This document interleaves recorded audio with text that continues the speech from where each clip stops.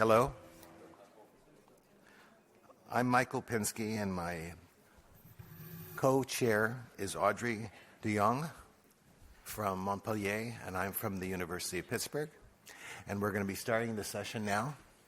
The session is quite exciting. It's on prone positioning, and we have some amazingly good experts who have been working in this field for a long time.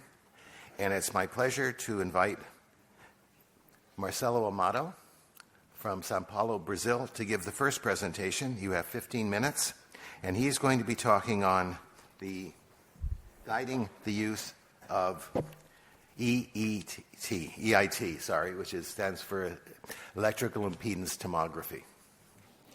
Thanks, Michael. Good morning, everybody. So, prone positioning guided by electrical impedance tomography. So for prone position, this old physiology is very important. The lung behaves like a semi-liquid body with hydraulic forces where we have superimposed pressure. Keep this in mind, proportional to the height of this column of liquid-like substance, which is the lung, and the density. So, and this explains these old findings of Luciano Gattinoni, the wet sponge concept, where the densities, they obey the gravity forces. Very quickly in this case. Very recently, we have revised this idea because we thought that we needed new information about the dynamics of this.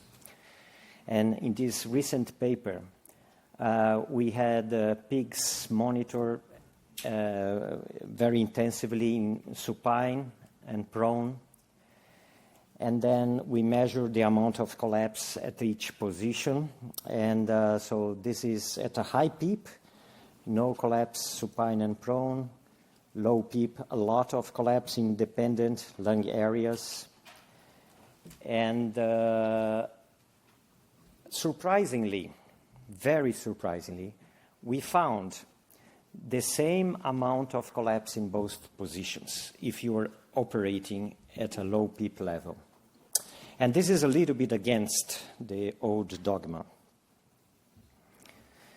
When we did it with EIT, we could see the progression of collapse in supine. So a little bit of overdistension at high PEEP. We decrease PEEP level, and we start to see collapse in the dorsal parts of the lung. So you have this sequence of events. And then we did it in prone, the same thing. And pay attention to what happened to the collapse. It goes ventral. So because this image should be like this, right? So again, we are obeying gravity. We have hyperdistension in dorsal areas and a collapse in ventral areas. But the same amount of collapse, okay? And surprisingly, also same amount of overdistension. Every time we measure with EIT, we measure the same amount of overdistension in prone and supine. So the old idea that overdistension is less comes from CT and comes from an artifact. I don't have time to discuss this, but we can discuss later.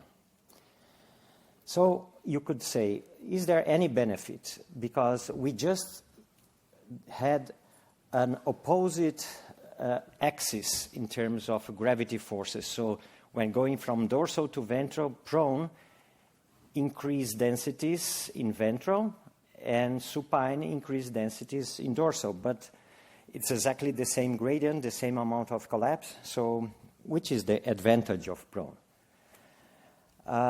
So the collapse obeys gravity. Collapse happens in dependent, hyperdistension in non-dependent. But then how explain that the blood gas is very different? The explanation can be found in physiology of perfusion, the physiology of perfusion.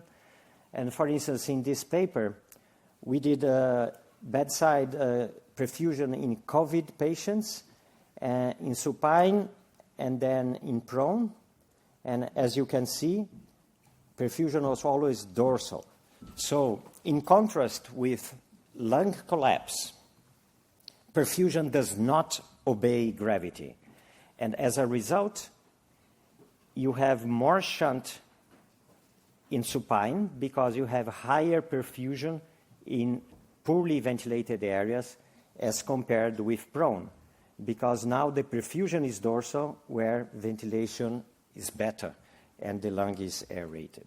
So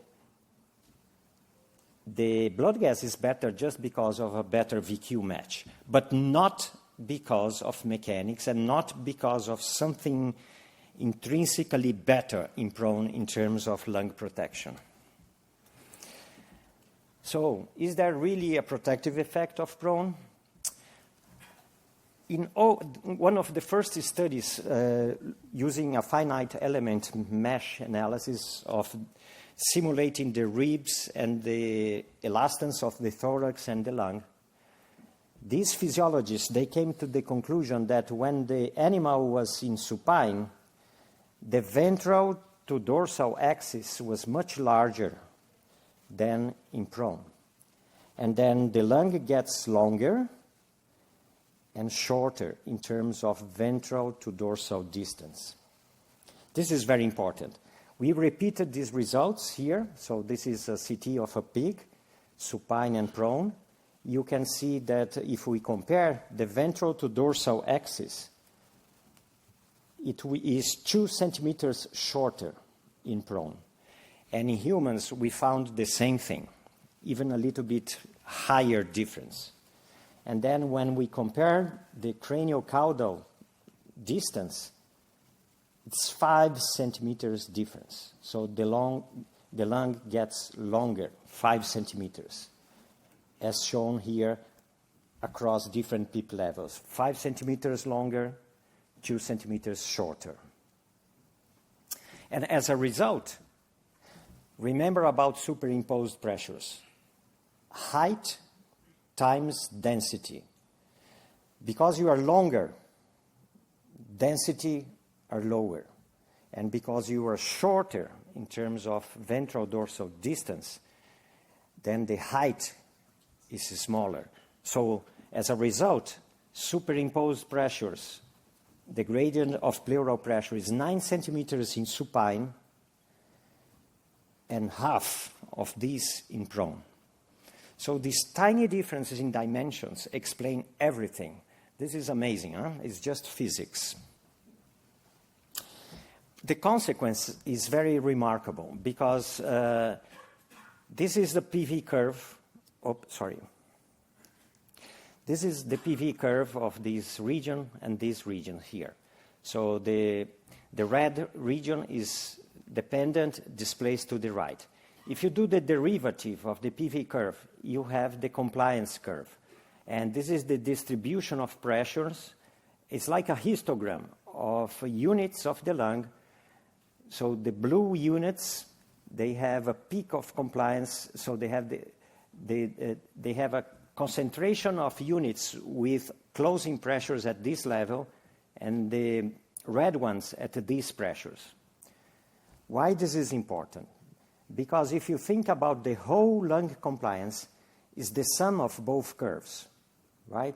The blue zones and the red zones, and then you have to sum these two normal distributions, and then this is the peak of lung compliance. Okay? Now, if you have a higher gradient, you have a displacement of these normal curves, and then if you sum the two curves, you have a peak of compliance at this PEEP level that is lower. And this is why when you have more heterogeneity, the overall lung compliance decreases.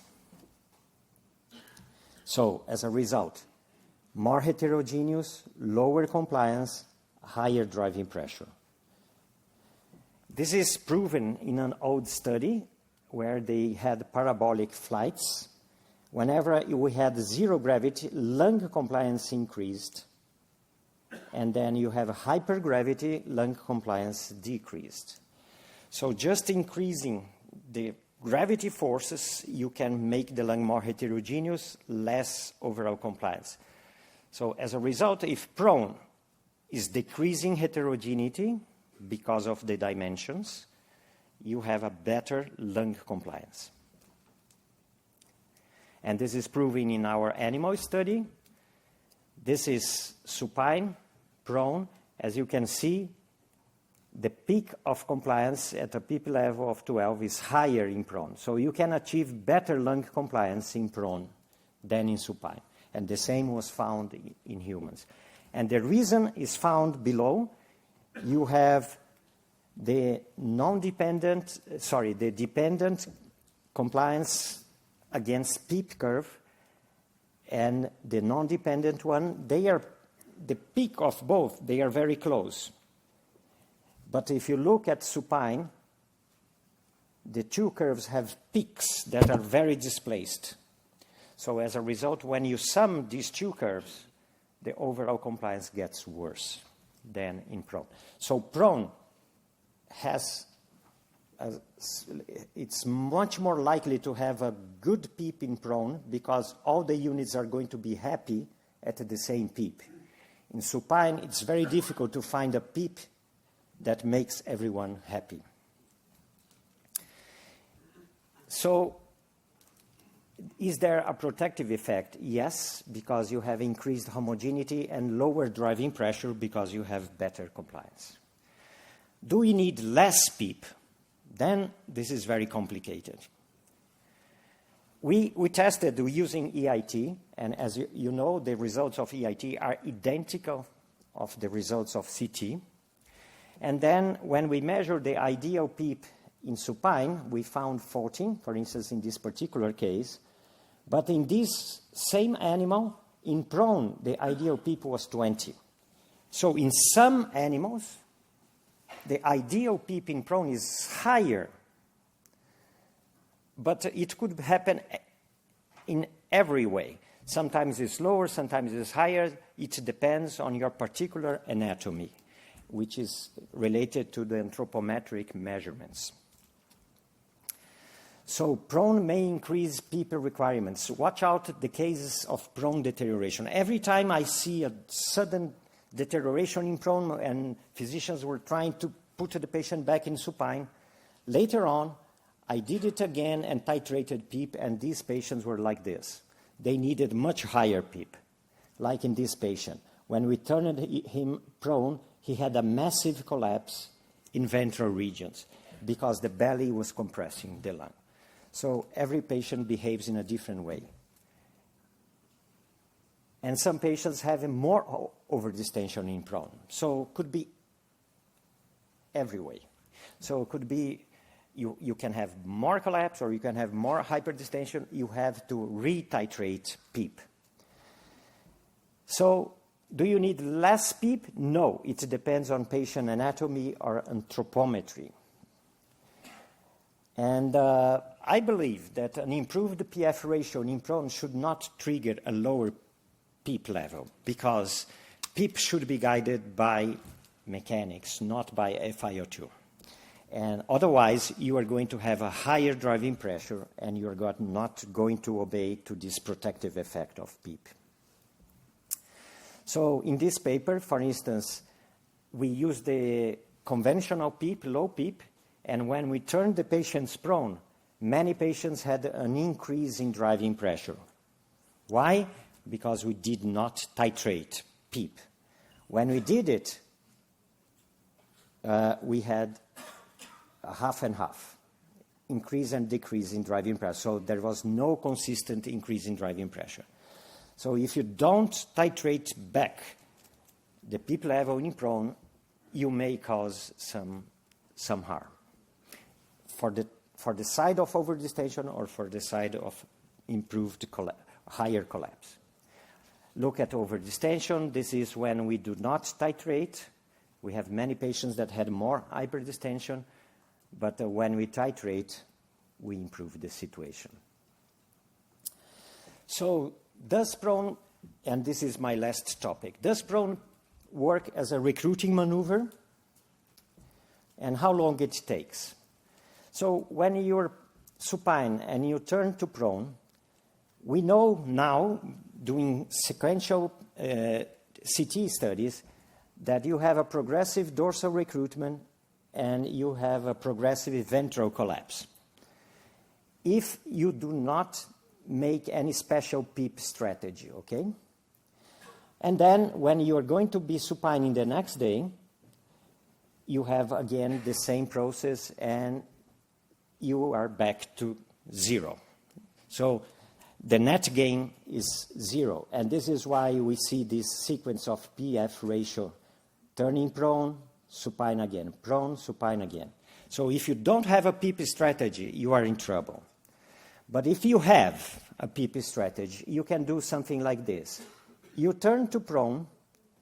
The first thing is because of lung hysteresis, and you can titrate PEEP again, you are going to have dorsal recruitment and maybe a little bit of ventral collapse.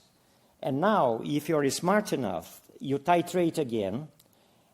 For instance, you can, and I like to increase PEEP first and then decrease again, optimizing later. If you increase PEEP again, you are going to recruit the ventral region, and now we are not going to have dorsal collapse again. So by doing this strategy, you make use of hysteresis and a good PEEP strategy. And this is what we did in this study. This study was published a few months ago. It's a long-term study using EIT in patients with severe COVID. And then we could decrease the need of prone position and the repetition of prone position. And as a result, we have a better compliance as compared with any other protective strategy. So this is my message. Prone position monitored by EIT has been something very interesting, because you can make, I think, the best use of prone, and you can really make every single prone, let's say, any single prone event successful. I would like to finish, I don't have time, but my next, I had only 2 slides to show about the dynamics of the recruitment, how long it takes to have this good result. And EIT also is a very good strategy to monitor this recruitment in dorsal lung regions. And depending on the results, you may prolong the prone position up to 2 or 3 days. Thank you very much.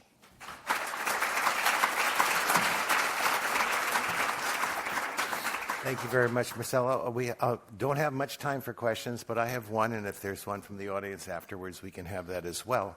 Obviously, you can't change physics. Gravity is gravity. But what you can change is intra-abdominal pressure. Because unlike doing an animal that's walking around on 4 legs and is always in the prone position normally, they don't have the abdominal pressure compressing. So you mentioned anthropomorphics. Is there any benefit in measuring intra-abdominal pressure in the titration of PEEP in these patients? Oh, this is a very good question. I think so. It is absolutely true that every time we have increased abdominal pressure, we have more tendency to lung collapse. But if you are really measuring collapse using EIT, you are already accounting for this. So when you're measuring this compromise between collapse and overdistension, you are accounting for the abdominal content. But if you don't have EIT, can you just measure intra-abdominal pressure? Absolutely. And then if you have higher abdominal pressure, you have to use higher PEEP. Thank you. Any other questions from the audience? Thank you very much.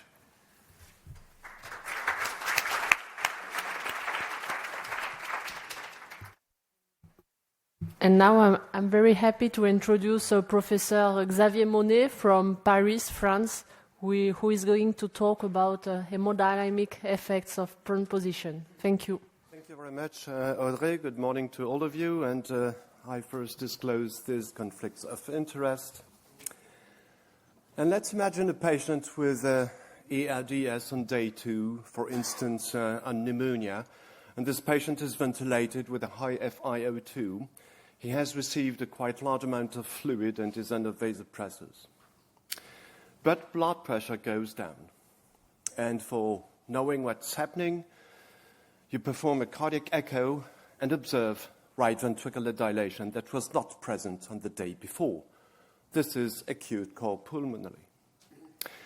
And one of your colleagues suggests to use prone positioning to solve the hemodynamic problem. And indeed, we use more and more prone positioning in our patients, and it's now clearly recommended by this consensus conference of the European Society. And it's mainly based on the survival benefit demonstrated in the PROCEVA study. And indeed, and we heard that it's perhaps more complex from Marcelo Amato, but we think it's mainly due to the respiratory improvement, but I would like to show you that it may be due also to some hemodynamic improvement due to heart-lung interactions. What are we speaking about? How does prone positioning improve hemodynamics? In fact, when you prone a patient, and that's very important, you first lower the trunk and then, of course, turn the patient. And this may significantly affect the cardiovascular system. And in fact, when you prone the patient, you may, depending on the patient's condition, increase cardiac output or have no effect on cardiac output or even decrease cardiac output in some conditions. And this is basically due to different pathways that we summarized with Jean-Louis Teboul and Christopher Lai in this review, which may look a bit complex, but which I will try to simplify.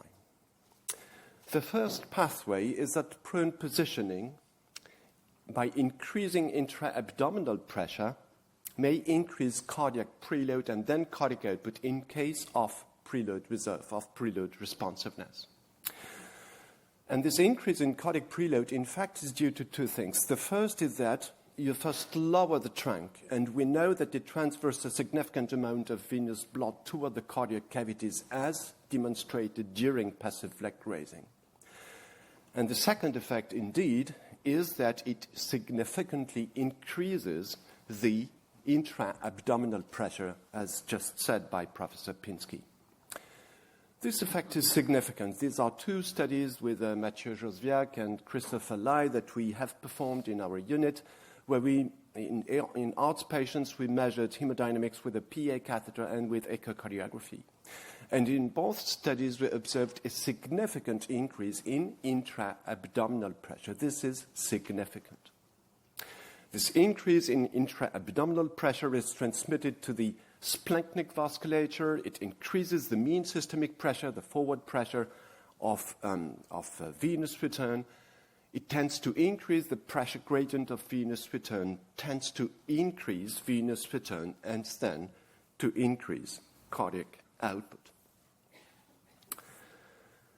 And indeed, in this study with Christopher Lai, where we measured the mean systemic pressure, whether by the way with the ventilator method described by Professor Pinsky years ago, we observed a significant increase in the mean systemic pressure during prone positioning. This is significant. It's the equivalent of the increase induced by a 500 milliliter fluid bolus. Prone positioning acts like a fluid bolus. And indeed, the response of cardiac output or cardiac index here it varies among the patients. And we observed that the increase in cardiac index was observed in patients with a positive passive leg raising test, which means in case of preload responsiveness, just as with a fluid bolus. Indeed, if both ventricles are preload responsive, the increase in mean systemic pressure increases cardiac preload, which switches both ventricles, which is immediately transformed into blood flow. It means that the right atrial pressure increases less than the mean systemic pressure, exactly in a fluid-responsive like in a fluid-responsive patient. For instance, if mean systemic pressure increases by 16, the right atrial pressure increases less, the pressure gradient increases, That's why venous return increases. And this is basically due to the slope, to the waveform of the Frank-Starling curve, explaining a lower increase in right atrial pressure compared to the mean systemic pressure. On the contrary, if both ventricles are preload unresponsive, the increase in preload leads to a congestion in the cardiac cavities. It's not transformed into blood flow. The right atrial pressure increases more to the same extent as the mean systemic pressure. The pressure gradient increases less or non-significantly. And again, this is due to the slope, to the flat part of the Frank-Starling curve, exactly like during fluid infusion. And that may be my first message. Prone positioning increases cardiac preload by increasing the intra-abdominal pressure and mean systemic pressure. This increases cardiac output in preload responsive patients. That's the first pathway. The second pathway, which is perhaps the most important, is that prone positioning decreases the pulmonary vascular resistance, and this is first due to an increase in the pulmonary blood volume. Why? You all know the west zones, and especially this west zones 1, where the alveoli are compressed by the vasculature. And in fact, when you prone the patient, the increase in blood flow due to the increase in intra-abdominal pressure reaches the pulmonary circulation and increases the blood volume in these zones 1 vessels. This increases the diameter in zone 1. And so this decreases the pulmonary vascular resistance. In other words, on this representation of west zones that you may know, it means that by filling in the vessels, the pulmonary vessels, you decrease the zones 1, you increase the proportion of zones 2 and 3, you decrease pulmonary vascular resistance. This hypothesis comes from another study that we have performed years ago, not during prone positioning, but during passive leg raising, another way to increase the pulmonary blood volume, where also we observed this increase in the proportion of west zones 2 and 3. You understand that this may decrease pulmonary vascular resistance. But another way through which prone positioning decreases the pulmonary vascular resistance is by lung recruitment, decrease in hypoxemia, in hypercapnia. You all know that the increase in pulmonary vascular resistance during ARDS is due to multiple factors. Perhaps the most important, microvascular remodeling and thrombi, against which we can do nothing. But also hypoxic vasoconstriction, hypercapnic vasoconstriction, which may be significant, atelectasis, which increase the resistance in the pulmonary vessels, and ventilation and the PEEP level itself, which is not the only factor. Prone positioning may, if it induces recruitment, reduce hypoxia, reduce hypercapnia, induce significant recruitment, even if we heard from Marcelo Amato that this may be more complex than we thought, and perhaps allow you to decrease the PEEP level. And this may contribute, of course, to the decrease in pulmonary vascular resistance. Indirectly, this may improve cardiac output in case of ACP by reducing the size of the right ventricle. This unloads the right ventricle, and perhaps it's the most important effect of prone positioning. And indeed, in this study, for instance, we observed, look, this decrease in pulmonary vascular resistance, which was very significant in some patients. Prone positioning unloads the right ventricle. And this was translated in the reduction of the size of the right ventricle at echocardiography. So yes, likely your colleague is right to suggest prone positioning of this patient. In case of acute cardiopulmonary, this may be a good way to decrease acute cardiopulmonary in case of ARDS. And that's my second message.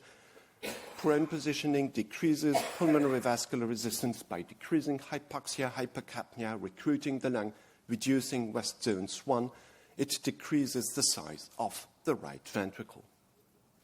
However, there may be some deleterious effects of prone positioning, which is due to the third pathway.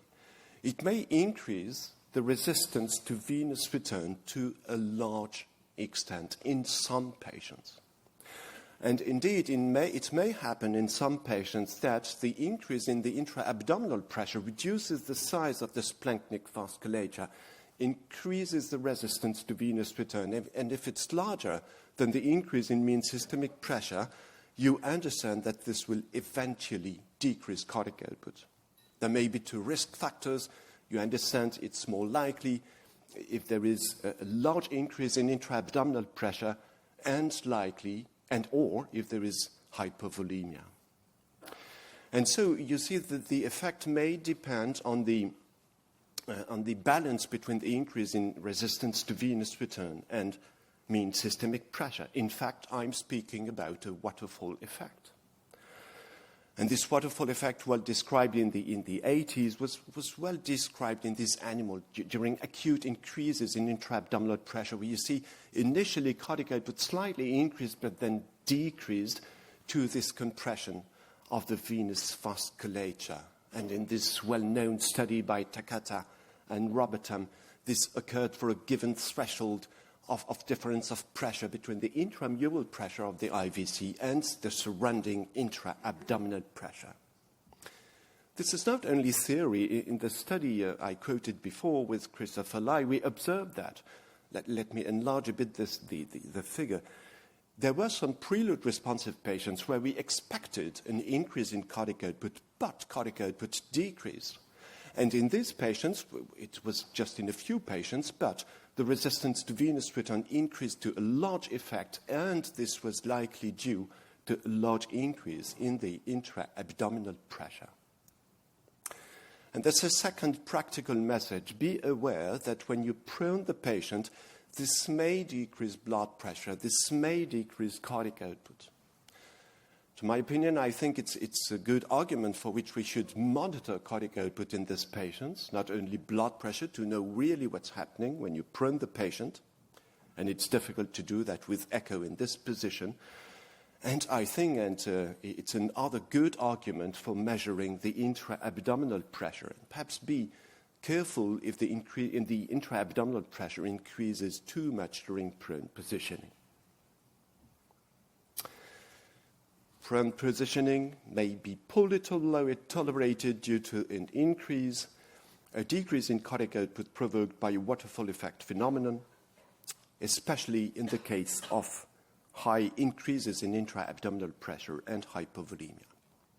Finally, today we use longer and longer prone position sessions, and it may be even for 2 or 3 days, we heard before. And so it's more likely that blood pressure goes down during prone positioning. And of course, the first solution may be to give fluid. But given the risk of fluid infusion in these severe ARDS patients, you may say to yourself, I will likely test preload responsiveness.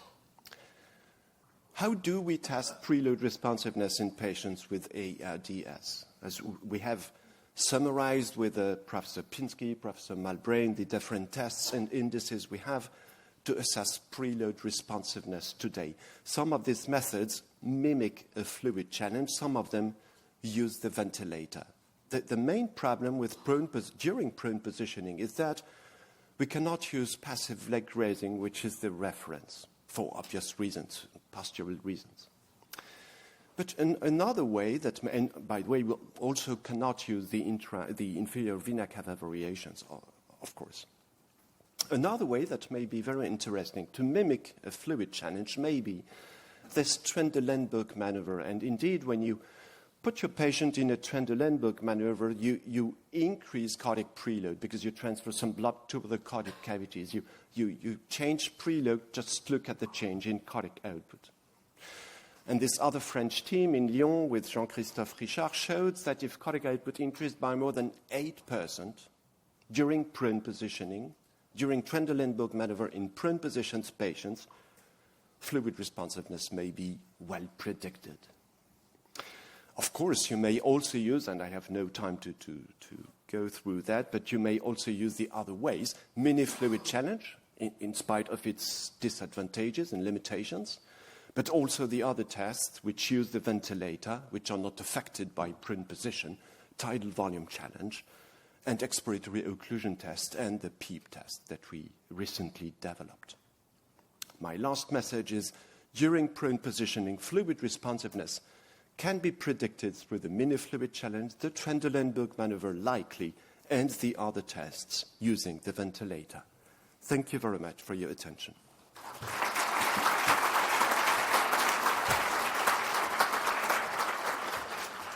Thank you very much for this wonderful presentation.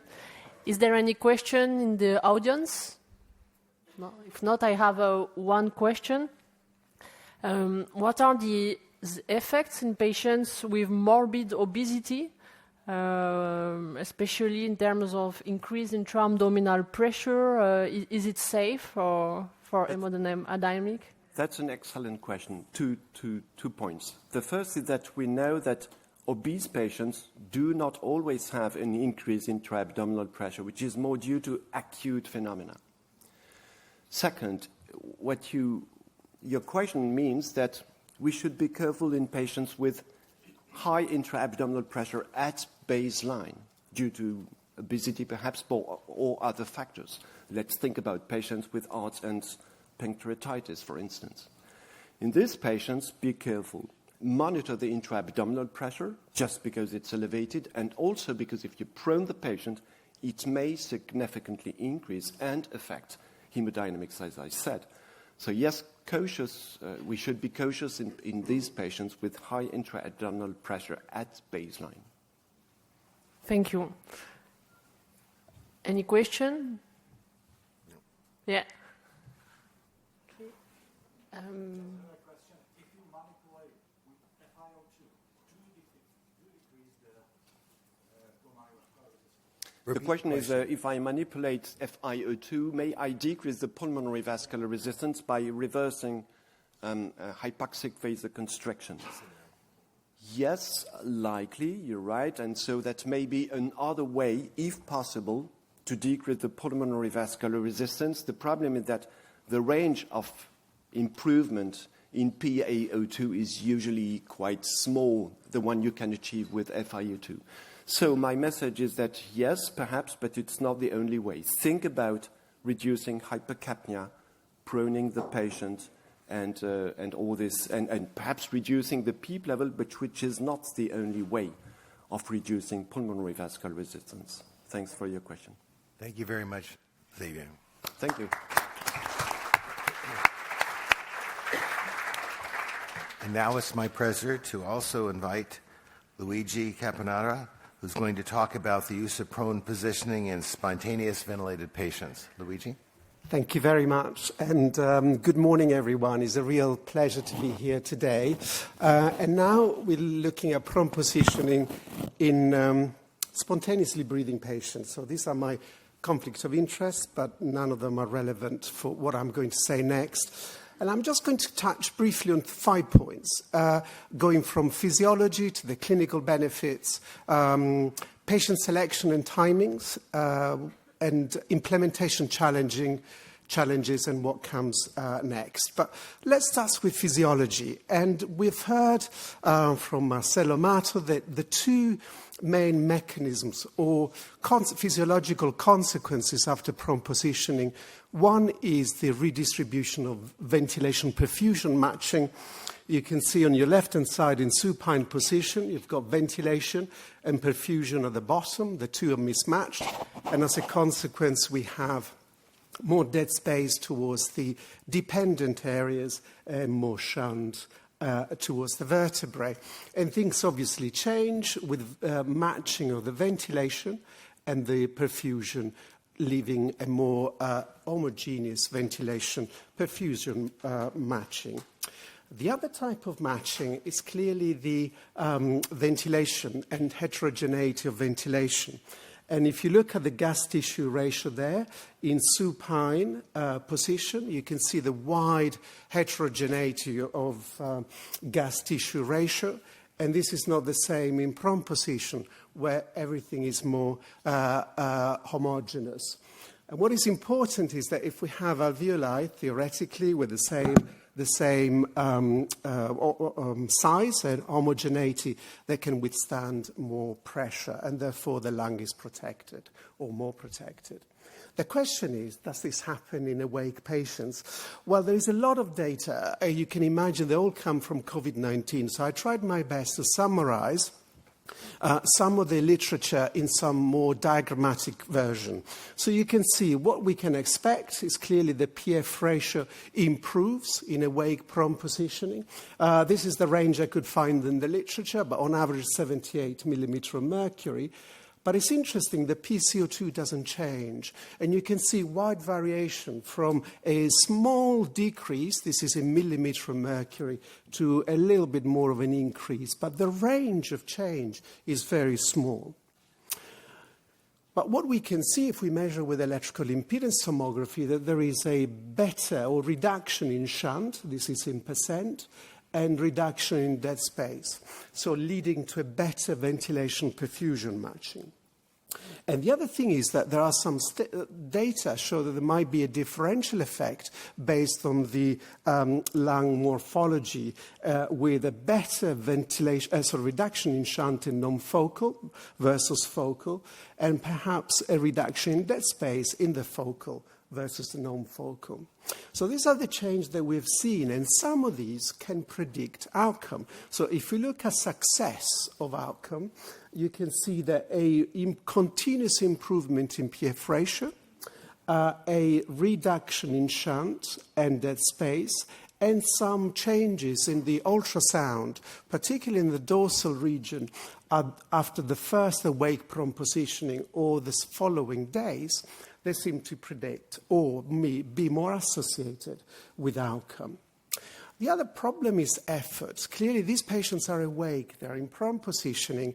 Gas exchange is important, but what is important is their perception of breathing. So what happens? So comfort, if you take comfort as a whole, doesn't seem to be changing. And why is that? Because we have some positive effect on the breathing, but also potential discomfort in maintaining a position which is not natural. Or it depends on the variety of interfaces that have been used in prone positioning. But clearly the dyspnea, the sensation of breathing effort, goes down as it does the work of breathing. And these are data, when you look at the end expiratory lung volume, seems to be going up. The tidal volume remains the same, but there is on average, and this seems to be consistent, about 3 to 4, a reduction in 3 to 4 breaths per minute across the studies, with a reduction in stress. And if you take the tidal volume over the end expiratory lung volume, which is strain, that decreases. And again, the mean pressure time product, which is effect of effort, decreases as well. But there is a little bit more heterogeneity regarding the swing in esophageal pressure, with some data showing decrease and some of them an increase. And this seems to be associated with intubation, so a reduction in shunt also seems to be associated with less intubation, and a reduction in the swings in esophageal pressure, less intubation. But there is a lot of heterogeneity.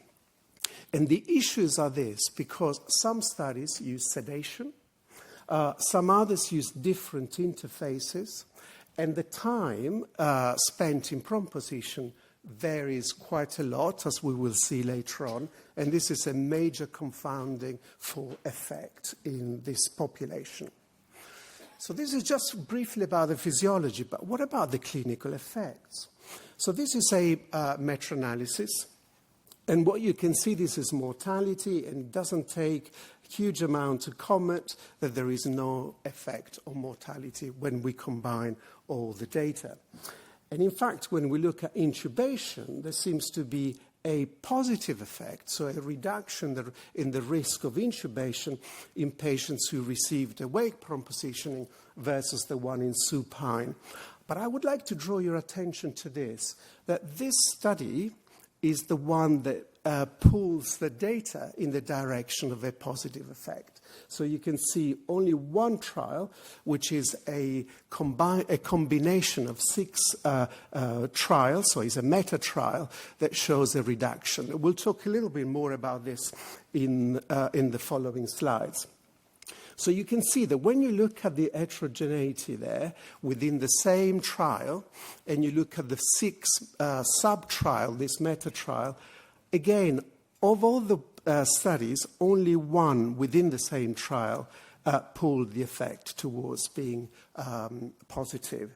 And this is for treatment failure, which is intubation and mortality, and particularly intubation. You can see all the ones across the unity. The only one on the left side of the unity is one trial. So that brings to the second section, which is patient selection. So now we've looked that the intubation is reduced, but perhaps is driven by one trial, which patients have been selected. So this is a combination that I put together just as a way of summarizing.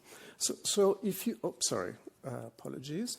So if you look at these outcomes, so intubation, again, you can see that it favors awake-prone positioning, but particularly in patients with advanced respiratory support, so high-flow nasal cannula or non-invasive ventilation, whereas there is no effect on the conventional one. And there seems to be affecting more patients within the ICU than patients outside the ICU. But let's look a little bit more in detail. This is another meta-analysis in BMJ, and you can see the overall effect of intubation is still the same, so reduction. But look at all the data of this meta-analysis, and what you can see, again, that only one out of all the trials are the ones that are determining this outcome. Let's see again, this is the selection of patient. So this is the, again, you look at intubation, positive effect, and you can see of all the trials, the one that used patient with a PFO SpO2 FiO2 ratio less than 150 is the one that showed the positive effect, all the others, no effect.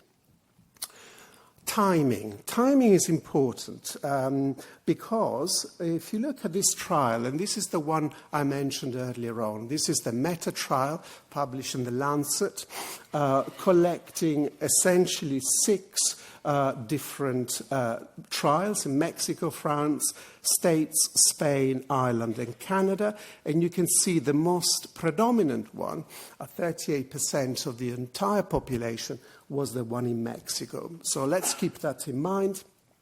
You can see the Kaplan-Meier curve in favor of treatment failure. So in other words, there was less treatment failure in the wake-prone positioning, less intubation, more rapid weaning from high flow, but no change in mortality.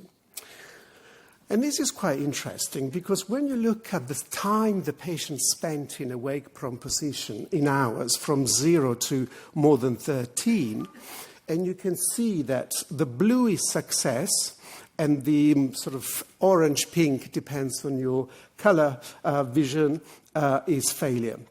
And you can see there is substantially a higher proportion of patients in treatment success the longer they spent in prone position.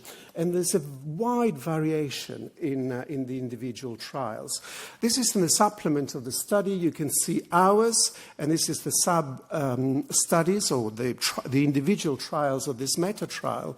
And what you can see that the Mexican study was the one with significantly higher number of hours spent per day. And this is quite important because when we look at other evidence, so this is a study comparing more than 8 hours in a wake-prone position and less than 8 hours in a wake-prone position, and you can see the difference in adjusted hazard ratio for survival without intubation and survival as well.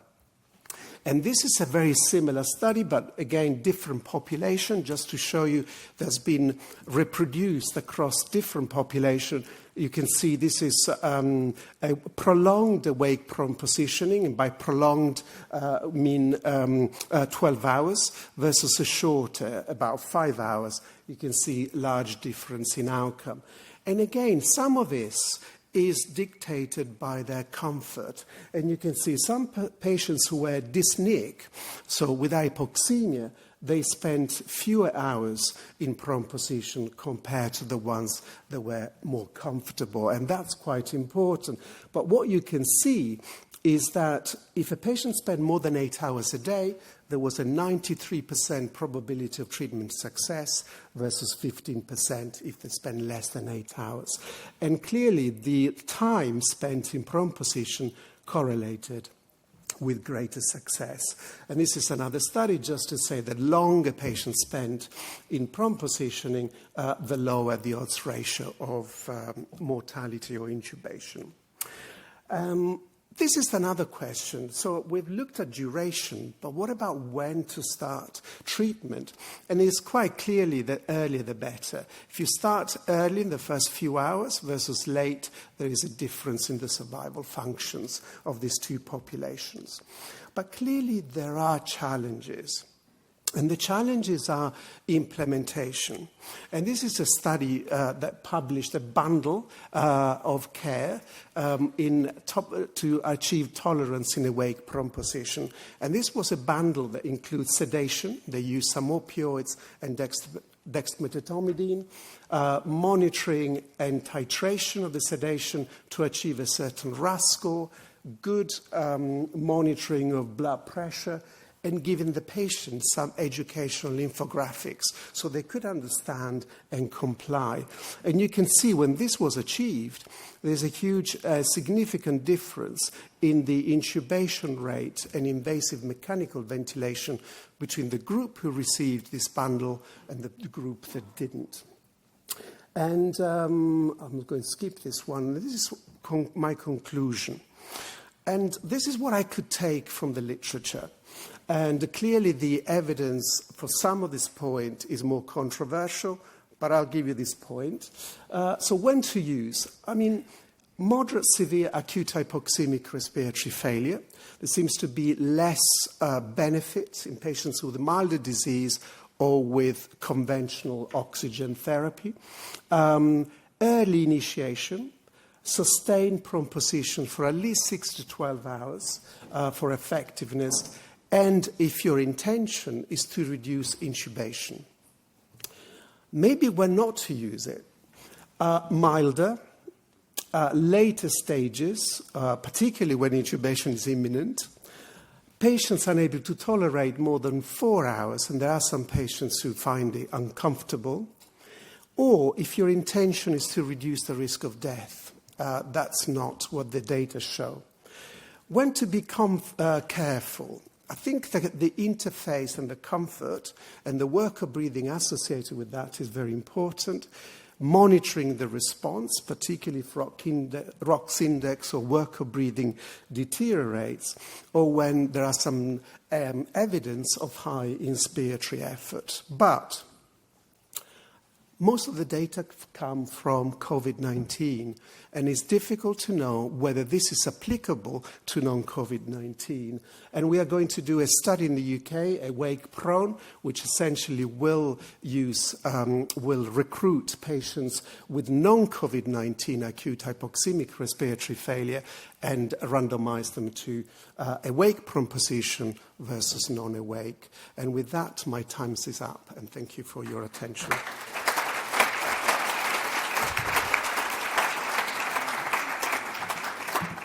Thank you, Luigi, for this beautiful presentation. The comment you made at the very end is part of the question that I'm going to ask you.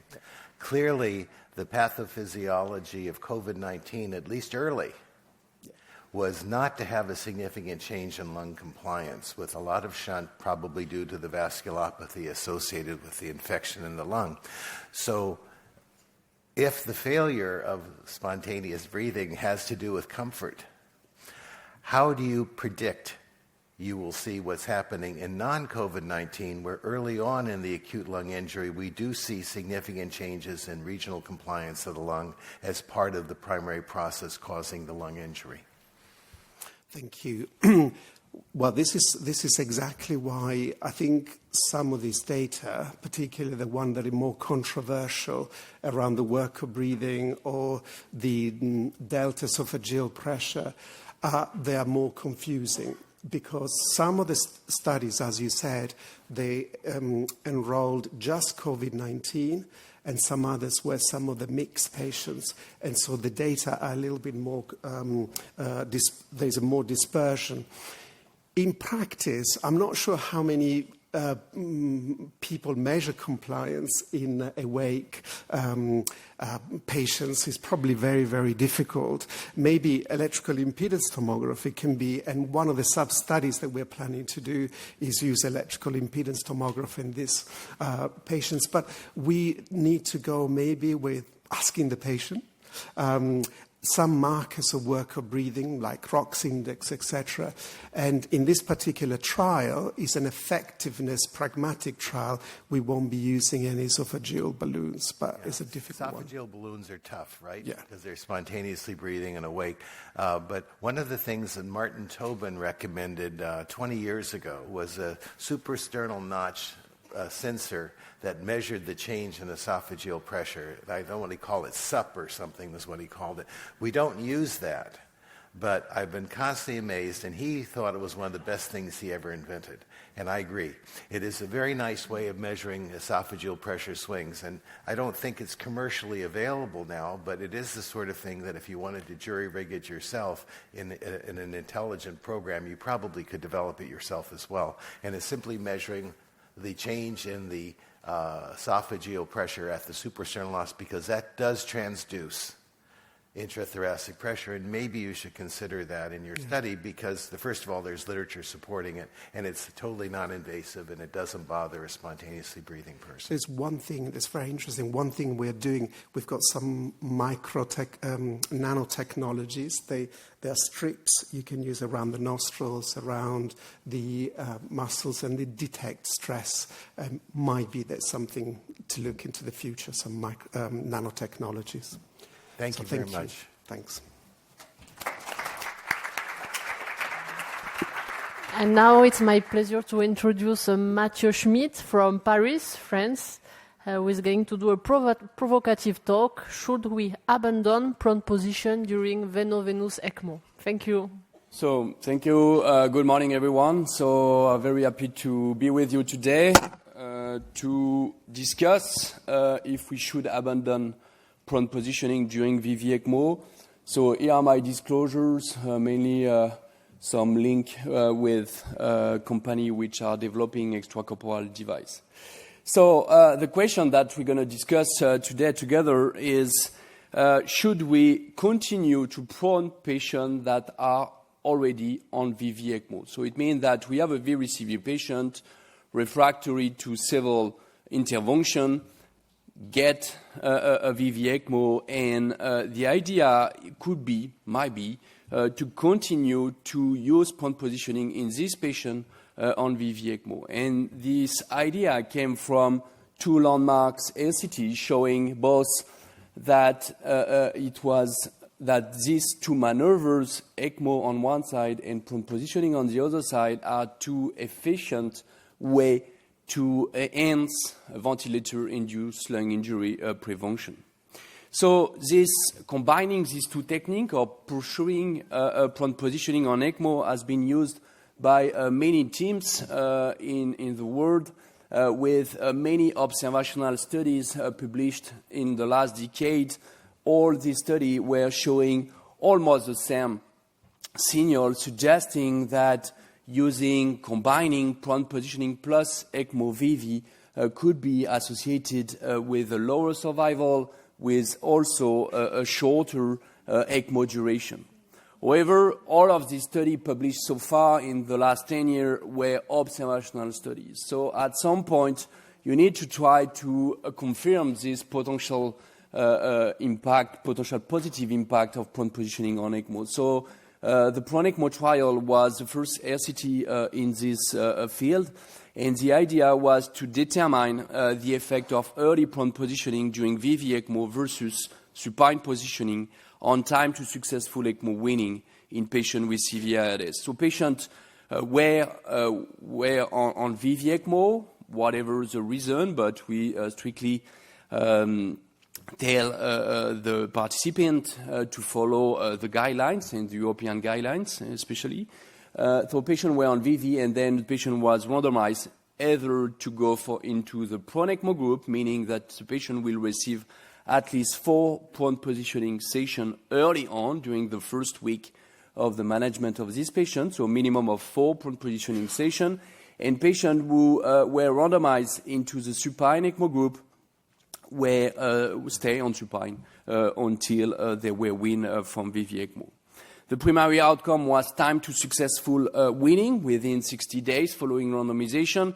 The first challenge that we got was, first of all, to define what is a successful weaning, because there is no official definition of what is a successful weaning of ECMO. So we defined it. We decided to take quite a strict definition and to define it as a survival without ECMO or lung transplant for 30 days after ECMO discontinuation. So you need to stay alive 30 days after being decannulated. We analyzed 2 competing events: weaning failure, meaning patient who died within 30 days after being decannulated, or those who died while being on ECMO. And the primary outcome was quite disappointing, or at least quite very different from the observational studies that we got so far, with almost no difference, in the primary outcome, exactly the same rate of successful weaning.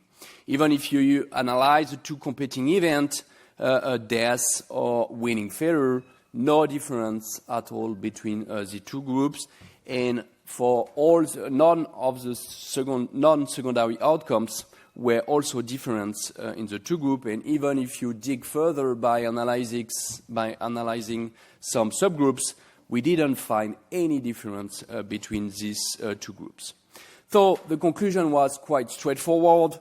Among patients with severe ARDS supported by VV ECMO, prone positioning during ECMO did not significantly reduce time to successful weaning of ECMO. At that stage, should we throw the baby out with the bathwater?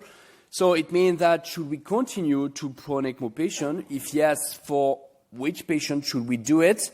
And I will try to summarize what we have learned with this trial. First of all, I will probably continue to prone on VV ECMO if my patient has not been prone before being on ECMO. And one of the specificities of the prone ECMO trial is to see the very high rate of prone positioning before being on ECMO. So very high rate, which is great, which means that the guidelines of ARDS management were strictly followed, but maybe explained also by the time period of these studies. And this is probably one of the main differences between the observational study and the following RCT, is that when you look into the observational study, you see that the prone positioning rate before being on ECMO was quite low in this Italian cohorts.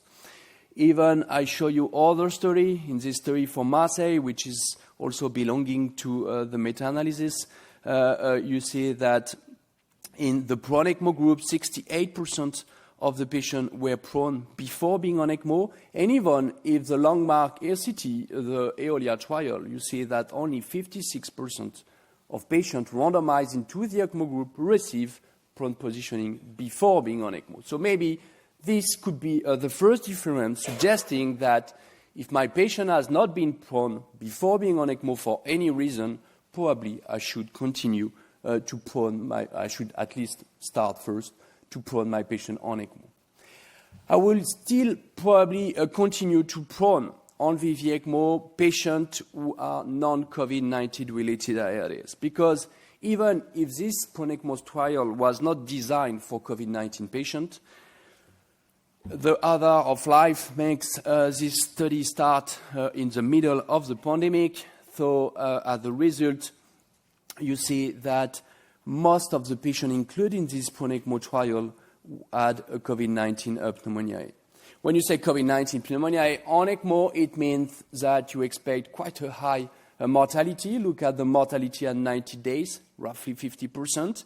And we know that this patient, especially this very severe patient on ECMO with COVID-19, one of their characteristics, especially during the Delta variant, was to have a very, very prolonged ECMO duration, very long stay on mechanical ventilation. You see that more than a month on mechanical ventilation, nearly 1.5 months in the ICU, and nearly 2 months in the hospital.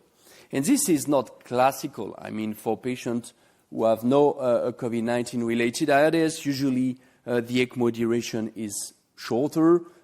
I just give you, for comparison, the median time on ECMO in the OLIA trial. You see that it was 15 days. So maybe we can guess, that longer ECMO runs means also more time to accrue other problems. And we know that problems related to ECMO are quite significant. You have bleeding, you have superinfection, you have many things could happen during a long ECMO run. So maybe this very long ECMO run and all the potential complications induced by ECMO could neutralize the impact of an early intervention. So we can maybe think that a non-COVID ARDS patient would respond differently. And especially what is interesting is to look at the compliance, the evolution of the compliance at day 2, day 7. So it's not significant between the two groups. However, if you follow the day-by-day compliance over the first 7 days, you see that with on supine position, progressively you see that when the patient stays on supine, the compliance of the respiratory system will progressively decrease. Over the 7 days on ECMO, for the patient who are on prone positioning, the compliance seems to stay stable. So obviously it's secondary analysis. The p-value did not cross 0.05, but maybe with a disease, when you expect a shorter ECMO duration, maybe doing prone positioning may significantly impact the outcome. I will still probably continue to prone a patient on VV when you have a CT, a thorax CT, which give you some signals suggesting that this patient might be a responder. So we had a beautiful lecture previously. So I will go quickly on that. But what we have shown is, not surprisingly, patients who gain compliance when they were prone on ECMO are mainly patients with, obviously, dorsal collapse, but also with still preserved aerated ventral and media ventral zone. These images were found on a CT. For which patient I will not continue to prone? I will probably not prone patient on VV ECMO if, first of all, they have a COVID-19 related ARDS. I think this prone ECMO trial, even if it was not specifically designed for COVID-19, show that if you do it with COVID-19 ARDS patient, it doesn't work. I will also not prone on VV ECMO if my medical and nursing teams are not experienced. And this is a very important point. We include only centers who got experience of this procedure. This is not so complex, but you have to train your medical and nursing staff. And this study showed that proning on ECMO was quite a safe procedure with almost no complication, no ECMO decannulation, no non-scheduled extubation, no severe hemoptysis. So it means that the safety of this procedure was proven by this RCT, but again, we include only centers who were experienced with this procedure. And as it's already stated for ECMO, ECMO should be used in ECMO center, which meets defined organizational standard adhering to a management strategy similar to that used in the OLIA trial. So it's part of the ECMO management. If you do prone positioning on ECMO, you should have training before. I will probably stop proning patient on VV ECMO when the tidal volume is extremely low, and you know that some patients have complete collapse of the lung. So in that extreme patient, but quite frequently seen on ECMO, does position matter when ultra-lung protective ventilation, which means you have a very limited aerated of the lung, is already performed? Does it make sense to prone this kind of patient? I don't think so. And this is probably which is also suggested by the prone ECMO trial. When you focus on the tidal volume at the time of randomization, you see that the median tidal volume was 3 ml per kilogram. So it means that these patients were already ventilated with ultra-lung protective ventilation with the idea to reduce ventilator-induced lung injury. But you see that some patients had a very, very low tidal volume. More than 25% of these patients, including the prone ECMO group, had a tidal volume lower than 2 ml. This is also suggested by another study published recently in 2022. This study was a study with a lower number of patients included, 38 patients. But the idea of this study was to compare two strategies of ventilation on VV ECMO again, a classical, let's call it classical mechanical ventilation setting, so meaning following what has been shown in the earlier strategy, and one other strategy which was much more aggressive in terms of lung protection, meaning with a tidal volume reduced to 1 to 2 ml per kilogram, a respiratory rate very low, between 5 to 10, and at least one propositioning session. And this strategy, interventional strategy, was compared to what is usually usually done with these earlier settings. Even if the primary outcome of this small RCT was mainly respiratory mechanics and inflammatory cytokines, we can be could be very interesting to focus on a secondary outcome, which has mortality, which show a much higher mortality in this strategy when the tidal volume was very low and the prone positioning was also performed in this group. So actually, what could we conclude? At least now in 2025, prone positioning on ECMO should not be done in patients with COVID-19 related ARDS. We have a RCT which demonstrates that. If prone positioning has systematically been performed before ECMO, it didn't show any benefit. And when ultra-lung protective ventilation is already performed, probably it's maybe not so relevant to continue to prone. Do we need a non-COVID ARDS prone ECMO RCT? Probably, because a shorter ECMO duration could magnify the impact of this early intervention, but this is the future. Thank you for listening. Thank you very much. I have one short question. Is it not a mistake not to perform prone position before ECMO? I was quite surprised by the huge amount. Obviously, it means that you did not follow the guidelines. But it's always that. When you see the guidelines, when you see what's happening in real life, you got this ratio. And probably after the pandemic, maybe now the rate of prone positioning before ECMO should be close to 100%, which is probably what we should target. But in real practice, in real life, it's sometimes we have patients who did not receive prone positioning before ECMO for hemodynamic reason. There are several reasons which could explain why not. So Matthieu, I have one quick question that has to do with the comment.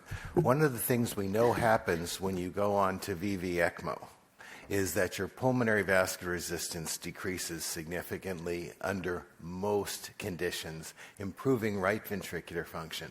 However, in several patients, it doesn't occur, and they do get increases in pulmonary vascular resistance. And we know that in those patients, prone positioning has a beneficial effect. So In your studies, did you perform echo and look at right ventricular volumes compared to left ventricular, just the diameters? One doesn't have to get fancy here. And do you plan on doing that in the future studies? Yes, we definitely plan to use it, to do it in the future study, to do EIT with ventilation perfusion as well, to try to demonstrate this. I totally agree with your point. In the PRONECMO study, we don't have, quality data on the RV function, unfortunately. Any question in the audience? All right. Well, first of all, I want to thank the 4 speakers for amazing lectures. This was highly insightful, and for the audience for your participation. We call this session to an end. Thank you.